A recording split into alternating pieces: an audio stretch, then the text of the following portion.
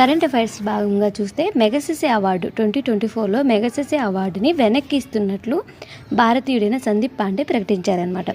ఈ రామన్ మెగాసెసే పురస్కారాన్ని ఆసియా నోబెల్గా కూడా ప్రస్తావించారు. ఆసియా ఖండంలోని ఏదైనా ఒక ప్రాంతానికి కానీ ఏదైనా రంగానికి సంబంధించి సామాజిక సేవా రంగం లాంటి విశేష కృషి చేసే ప్రపంచంలోని ఏ వ్యక్తికైనా ఏ ఖండమైనా ఏ దేశమైనా ఇచ్చే పురస్కారం మెగాసెసే అవార్డు.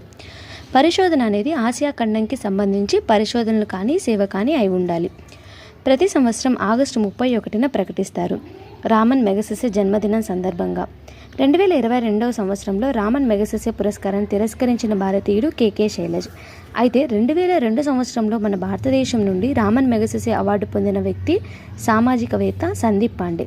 తను పొందిన పురస్కారాన్ని 22 సంవత్సరాల తర్వాత తిరిగిస్తున్నట్లు ప్రకటించాడు. కారణం ఇజ్రాయెల్ చేస్తున్న దాడులకు అమెరికా మద్దతు ఇస్తున్న కారణంగా ఇచ్చే